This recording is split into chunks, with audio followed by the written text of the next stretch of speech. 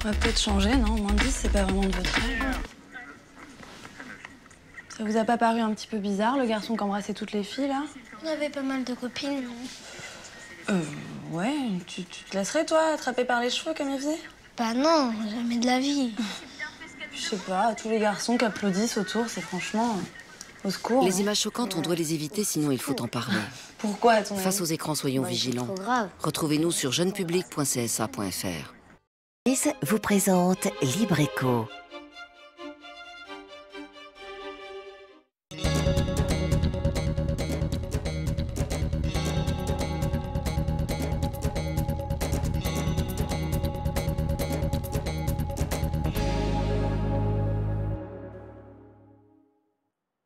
Salut à tous, bienvenue dans Libre Écho, l'émission qui vous fait découvrir les entreprises de l'île. Ce soir, nous recevons un acteur incontournable de l'économie martiniquaise.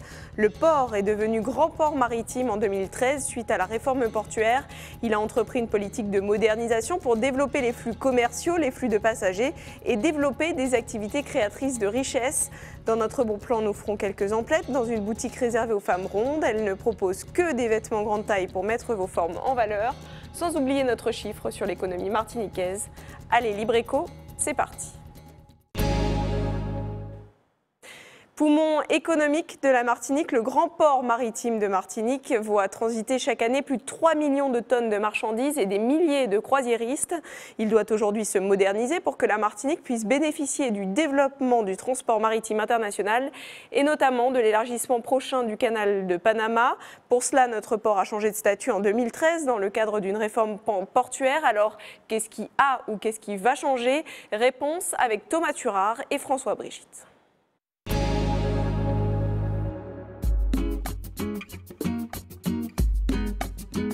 Malgré ces 3,1 millions de tonnes de marchandises traitées chaque année, le grand port maritime de la Martinique ne se résume pas qu'au transport de conteneurs. Derrière ce changement de statut et de prérogatives, il y a désormais la volonté de ses dirigeants d'optimiser toutes les infrastructures qui le composent pour en faire une escale incontournable. Le grand port également sur son périmètre vise à mieux exploiter sa domanialité, que ce soit la mise à disposition d'espaces pour des activités qui doivent se trouver en bordure du domaine maritime.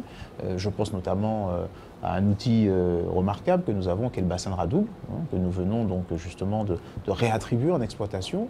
Mais je pense également à d'autres activités que sont la croisière. Vous savez que le grand port s'est très fortement engagé en soutien du CMT dans la dynamique du développement de cette croisière, qu'elle soit basée ou qu'elle soit une croisière, je dirais, d'escale. Les attentes sont en effet grandes pour la saison qui s'est ouverte début octobre. En 2015-2016, 23 compagnies contre 20 la saison passée feront escale sur les 2 terminaux de croisière du port. Selon le comité martiniquais du tourisme, c'est plus de 300 000 passagers qui sont attendus sur la période. Nous avons donc mis en place des programmes pluriannuels d'aménagement des infrastructures portuaires. Nous avons à peu près 200 escales programmées sur cette saison, donc d'accueillir ces navires en répondant à leurs exigences de façon à avoir une satisfaction des compagnies, mais avant tout des passagers. Les aménagements réalisés semblent avoir trouvé un écho favorable auprès des professionnels de manutention qui ont noté le changement de cap. Donc, en ce moment, il y a les moyens qui sont mis en place, qui sont en train de se développer pour une meilleure activité du manutentionnaire que je suis, une facilitation de l'activité. Il est prévu une augmentation de la réception de bateaux, d'avions, donc ça profite à tout le monde. Ça profite au port de Fort-de-France, ça profite aussi à ceux qui travaillent à l'extérieur du port de France. Le port mise également beaucoup sur l'extension du canal de Panama. Selon les projections, le grand port devrait profiter de l'afflux de nouveaux bateaux dans la région. Une augmentation du trafic qui pourrait développer l'activité de transbordement.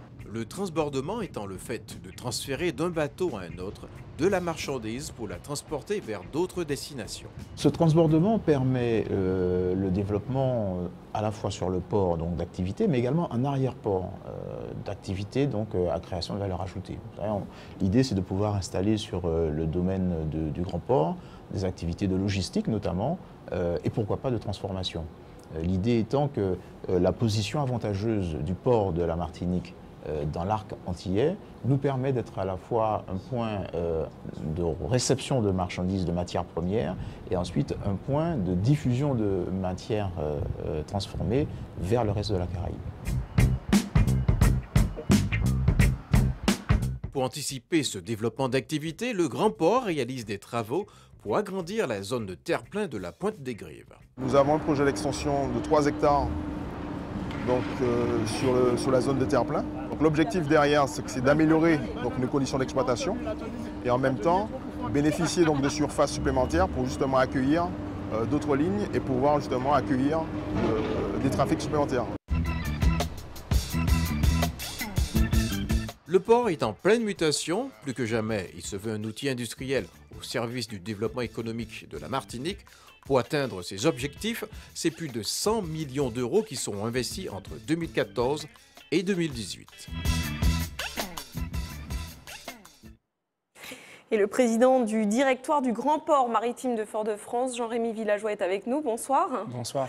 Alors, on l'a dit, en 2013, le port de Fort-de-France a changé de statut. Il était jusqu'alors géré par la Chambre de commerce. Il est devenu Grand Port maritime de Martinique. Qu'est-ce que ça change concrètement ? Donc on passe effectivement d'un port de commerce à un grand port maritime. Qu'est-ce que ça veut dire? Tout simplement que les gens qui exerçaient la compétence portuaire se retrouvent sous le même toit.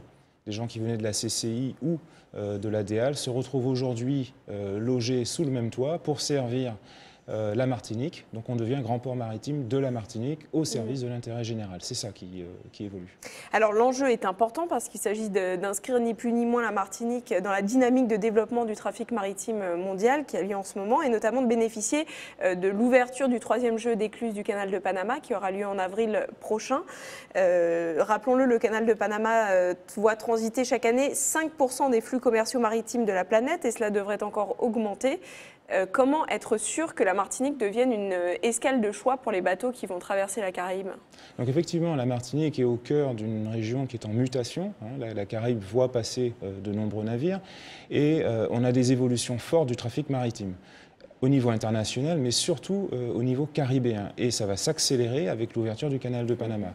Donc il est extrêmement important que les îles qui veulent se positionner sur le monde maritime, donc qui veulent agir au niveau de leurs échanges, investissent, se développent et se dotent de ports capables de rivaliser. Et c'est ça, toute la démarche du Alors, quels sont nos atouts, justement, pour tirer notre épingle du jeu? Alors, l'atout principal du port de la Martinique, je dirais, c'est cette liaison exceptionnelle que nous avons avec l'Europe. Nous sommes aujourd'hui, Guadeloupe et Martinique, nous sommes une porte de l'Europe importante. Nous avons une population qui est importante aussi, donc on bénéficie d'une desserte domestique qui est de très grande qualité. Et c'est à partir de cette desserte que nous pouvons rayonner sur la Caraïbe, donc développer de nouvelles lignes. Alors la Caraïbe est une zone où la densité portuaire est très importante, en raison notamment de l'éclatement géographique, puisque chaque île veut avoir son port. Il existe au nord de la Caraïbe de grands ports comme celui de San Juan à Porto Rico ou de Kingston en Jamaïque, qui aujourd'hui voient transiter la majorité des bateaux qui passent par la Caraïbe. Comment est-ce que nous, on pourra lutter contre ces géants ? En fait, il n'est pas question du tout de lutter contre ces géants, on n'est pas du tout dans la même cour, on n'est pas non plus sur les mêmes lignes. Les ports de la Grande Caraïbe travaillent plutôt sur les États-Unis. Donc ça va devenir une porte de transbordement, un espace d'échange entre l'Asie et les États-Unis. Nous ne sommes absolument pas sur ce créneau. Guadeloupe et Martinique sont sur la Caraïbe Sud. Donc nous sommes sur une terre d'échange entre Amérique du Nord, Amérique du Sud, Asie et Europe. C'est là notre atout, c'est là-dessus qu'on se positionne et il n'y a absolument aucune concurrence avec ces grands ports. Donc on sera complémentaires, on va se positionner sur un marché différent entre guillemets? C'est plutôt une notion effectivement de complémentarité et de positionnement géographique. Chaque île est positionnée sur sa ligne et la notion qui est importante, c'est qu'ensemble nous sommes plus forts. Donc Guadeloupe et Martinique sont plus forts ensemble pour effectivement lutter contre une compétition. Alors notre port a une superficie de 55 hectares, c'est assez limité par rapport à ses homologues de la Caraïbe. En 2013, la Cour des comptes a sorti un rapport qui mettait en doute les capacités des ports de Guadeloupe et de Martinique à se développer avec des arguments sérieux. Donc je les cite, les ports antillais se situent en dehors des routes maritimes principales justement qui relient les États-Unis avec le canal de Panama. Les grèves récurrentes des ports qui ont terni l'image de la Martinique et de la Guadeloupe et le coût de la main-d'œuvre ainsi que la taille réduite des marchés locaux. Alors ces handicaps existent, ils sont indéniables. Comment les contourner pour malgré tout devenir des ports incontournables? Les points que vous citez sont autant de points à travailler. Ce sont peut-être des handicaps, mais ce sont en tout cas des points à travailler pour s'améliorer. Au niveau de la taille, il n'y a pas beaucoup de choses à faire. À titre d'exemple, le port de Mariel représente la moitié de la surface de l'île de la Martinique. Donc il n'y a pas de compétition entre les deux. Nous sommes sur des créneaux extrêmement différents. Voilà. Au niveau de la fiabilité, c'est un vrai sujet. Pour attirer les lignes, pour rester au niveau de la compétition, nous devons être fiables. Donc nous travaillons énormément là-dessus. Il s'agit de mettre en place, d'intéresser l'ensemble des maillons de la chaîne portuaire pour être fiable, pour être compétitif. C'est un enjeu de taille. Et le coût de la main-d'œuvre, ça c'est quelque chose sur lequel on ne peut pas travailler. Enfin, c'est un des problèmes d'ailleurs qui n'est pas lié uniquement au port, qu'on retrouve à l'échelle de la France tout entière. Et de l'économie française, qu'est-ce qu'on peut faire pour malgré tout intéresser des bateaux si on coûte plus cher qu'un port qui est situé juste à côté? Alors, qu'est-ce qu'on peut faire? Que faisons-nous? Nous sommes effectivement, vous l'avez dit, dotés d'un foncier relativement restreint. 55 hectares, ce n'est pas grand-chose. Ça oblige ça nous pousse en tout cas dans nos retranchements, ça nous oblige à être entre guillemets intelligents, à rechercher des solutions où on peut être plus innovant, plus efficace et plus productif. Et c'est ainsi que nous arrivons en fait à équilibrer le coût de main-d'œuvre pour rendre le service qui est attendu. Donc en clair, nous allons chercher, et nous cherchons actuellement, à densifier l'activité, à faire plus de choses sur un espace restreint. C'est ça la voie du développement que nous avons choisie.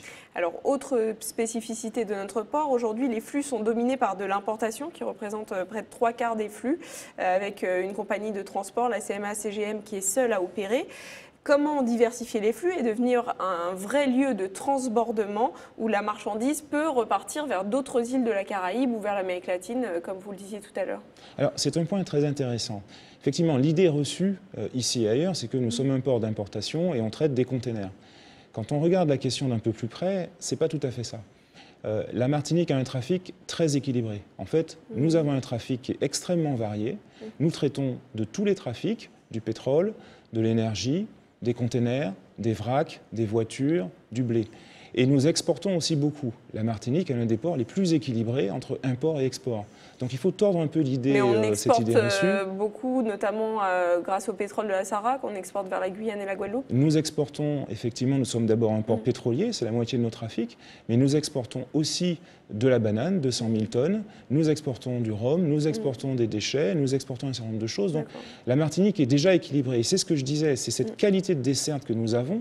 C'est cette performance que nous avons, ce sont nos compétences. Nous savons traiter tout type de marché qui nous permettent de devenir une terre de rayonnement. Et c'est ça l'objectif, c'est de pouvoir, à partir de nos forces, se déployer sur la Caraïbe.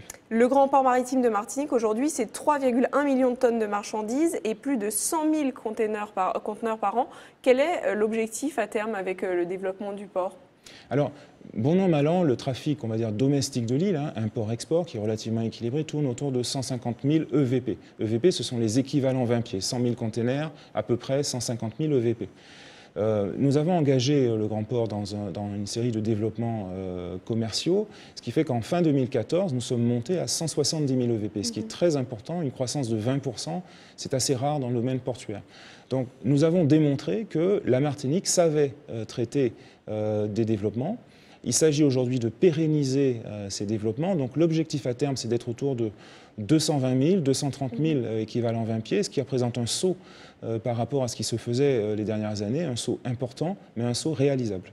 Et est-ce que ce développement aura des conséquences sur l'écologie maritime? Alors tout à fait. C'est extrêmement important de noter que la plupart des ports sont engagés dans des développements. Et la plupart des ports se développent en gagnant des espaces sur la mer, tout simplement en remblayant des terrains et en devenant de plus en plus grands. C'est le choix qu'ont fait les ports de Mariel à Cuba, le port de Haïti, le port de Kingston. Ici, à Fort-de-France, nous avons pris conscience, si vous voulez, de la richesse de l'environnement. Nous sommes dans l'une des baies les plus belles du monde. Nous travaillons à nos écosystèmes et donc, conscients de la biodiversité qui entoure le port, nous travaillons plutôt à densifier l'activité, et donc plutôt à rester sur un espace contraint, mais à optimiser son développement. Donc en fait, c'est très important, l'empreinte écologique du port de Fort-de-France évolue et nous sommes effectivement en train d'améliorer cette empreinte. En fait, nous sommes contraints, forcés à nous améliorer. Mais je dirais, les développements que nous faisons sont destinés à propulser le port vers ce qu'on appelle le port du futur. Et le port du futur, c'est quoi? C'est un port qui accueille des navires qui soient plus grands, qui soient plus propres, qui soient plus sûrs, qui soient plus écologiques. Donc c'est une notion à très long terme. C'est vraiment un choix de positionnement où nous restons comme nous sommes. Et à ce moment-là, on reçoit des bateaux bon an, mal an. Ou alors, on se positionne résolument vers un port tourné vers l'avenir, un port avec qui recevra des navires moins polluants. Qui recevra des navires effectivement moins polluants. C'est une signature et c'est extrêmement important que la Martinique se situe là-dessus. C'est la voie du futur. Alors le port, ce sont aussi des corps de métier souvent peu connus qui peuvent pourtant présenter des perspectives de débouchés intéressantes. Regardez.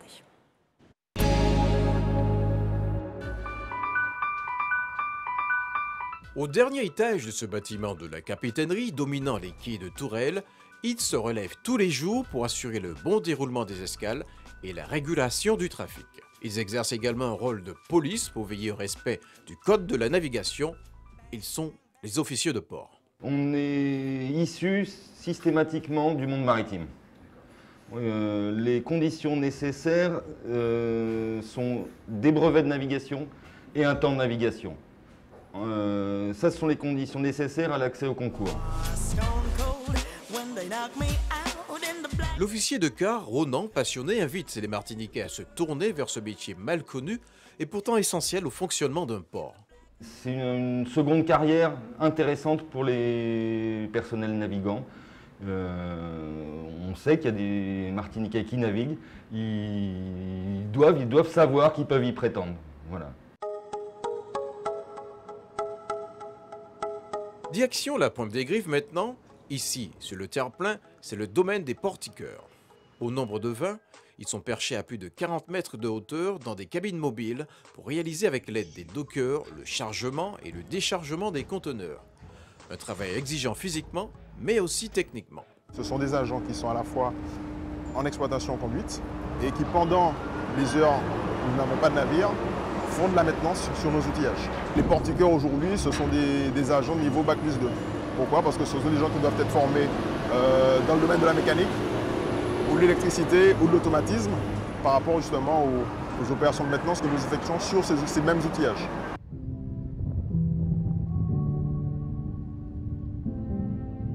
Partie intégrante de la stratégie du grand port maritime de la Martinique, le site du bassin Radoub a lui aussi fait peau neuve.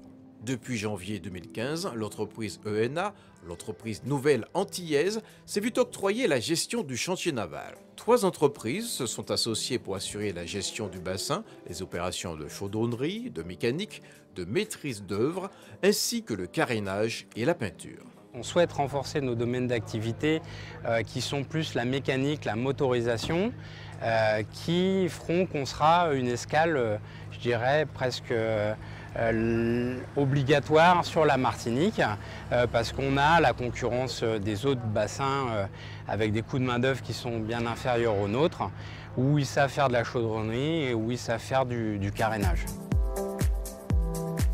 C'est également une vraie opportunité de déboucher pour les jeunes Martiniquais pour ces métiers. On a du personnel qui arrive à la retraite, donc il faut qu'on fasse ce renouvellement qui a réellement un potentiel pour nos jeunes Martiniquais. Deuxième plus grand bassin derrière les Bahamas, le site de Radoub a de vrais atouts. Il peut accueillir des bateaux d'une taille supérieure à 180 mètres. À moyen terme, la direction veut attirer ces grands navires, mais aussi les propriétaires des méga-yachts. Jean-Rémy Villageois, quels sont aujourd'hui les profils recherchés sur le port? Alors effectivement, le port est engagé dans une mutation, vous l'avez bien compris.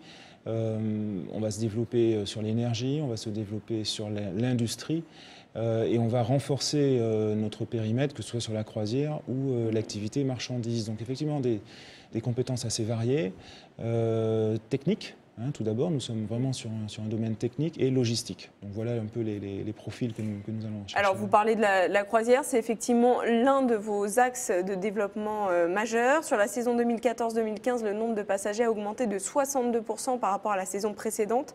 Est-ce que c'est un secteur qui peut vraiment rapporter de l'argent à la Martinique et notamment au port ? Alors l'objectif du port n'est pas financier sur la croisière, il faut le dire tout de suite. Effectivement, on a des croissances à 2 chiffres depuis 3 ans. Ça se passe bien aussi chez nos voisins. Donc nous sommes portés par un développement de la croisière sur la zone Caraïbes Sud. Nous devons prendre part à ce développement et pour ça nous investissons. Nous investissons lourdement dans nos infrastructures et nous nous positionnons sur une niche qui est celle des grands navires. Tout simplement parce qu'on cherche à se démarquer par rapport aux autres. On est vraiment dans une optique de compétition. À qui ça bénéficie tout ça? Je dirais à l'île. Donc le port investit avec les moyens dont il dispose, mais surtout avec l'aide des collectivités. Effectivement, c'est la région nous soutient, l'État nous soutient pour que nous ayons des infrastructures dignes de ce nom. Le bénéfice de tout ça va à l'île, va au commerce, va au développement économique. D'accord. Alors restez avec nous, Jean-Rémy Villageois, on se penche tout de suite sur le chiffre de l'économie de la semaine.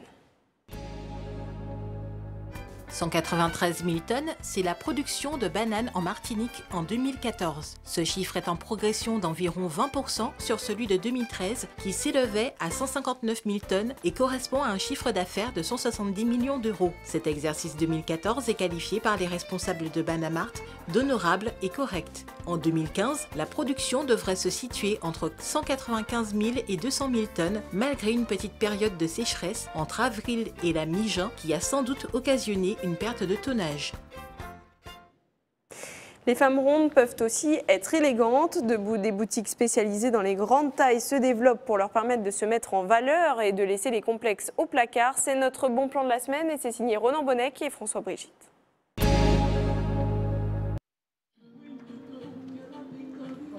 Bonjour. Bienvenue. Le prêt-à-porter pour les grandes tailles se démocratise. Et dans cette boutique de Ducos, Rachel semble avoir trouvé son bonheur. Il y a le choix, il y a ma taille, il y a de jolies couleurs, il y a pour tous les goûts. C'est bien, je suis contente, c'est une belle découverte. Ouais. Voilà. Et puis il y a Jocelyne, qui est très sympathique. C'est ce que tu veux faire? Il y a un manque en Martinique, il y a un besoin, une demande. Il n'y a pas suffisamment de choix pour les femmes rondes. Elles galèrent beaucoup pour s'habiller, elles se plaignent de ne jamais trouver de jolies choses, ou alors les boutiques dans lesquelles elles vont, soit c'est trop cher, soit ça ne correspond pas à leur goût. Donc ici on essaie d'être vraiment au goût du jour, de trouver des habits qui sont chics, qui sont classe, qui mettent vraiment la femme en valeur. On y habille des femmes qui sont dans des tailles intermédiaires, donc qui peuvent s'habiller dans des boutiques classiques, et d'autres femmes qui sont vraiment rondes et qui ont des difficultés à s'habiller. Donc ici, elles trouvent leur bonheur. L'obésité est une épidémie en Martinique. Mais en attendant le retour à un poids idéal, on accompagne ici en beauté les formes généreuses de la femme. Car se sentir belle permet aussi d'avoir une meilleure estime de soi.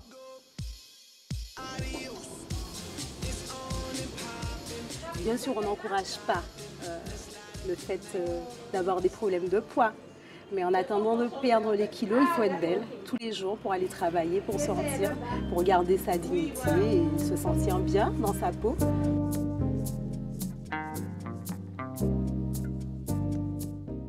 Beaucoup de femmes qui viennent à Luna et qui sont complexées. Donc nous sommes là pour les rassurer, les conseiller.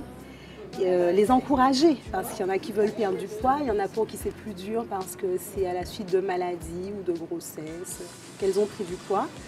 Mais il faut qu'elles gardent la pêche, qu'elles gardent le sourire, qu'elles puissent se sentir belles tous les jours. Donc on les aide à choisir de jolis vêtements, à trouver de jolies choses pour tous les jours, pour leur quotidien.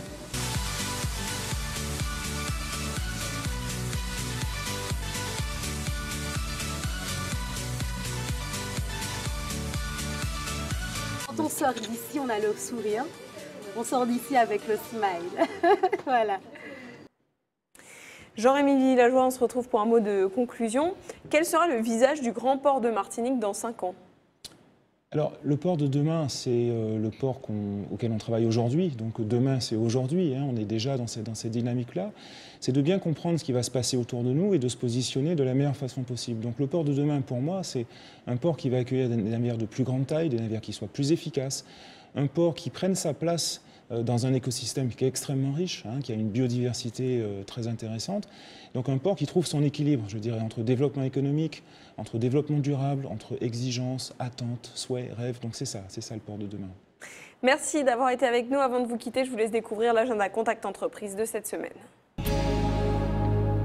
Vendredi 27 novembre, déjeuner-débat avec Philippe Petit, tête de liste La Martinique autrement.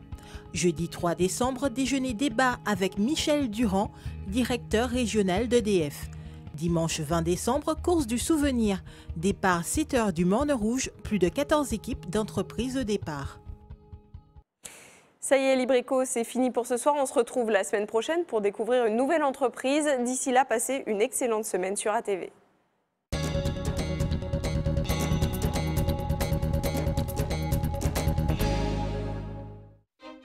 Contact Entreprise vous a présenté Libreco. Bon allez, pas chasser.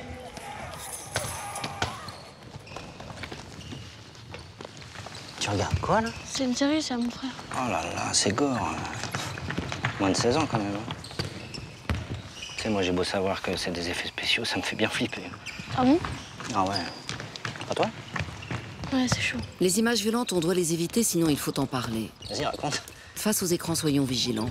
Retrouvez-nous sur jeunepublic.csa.fr.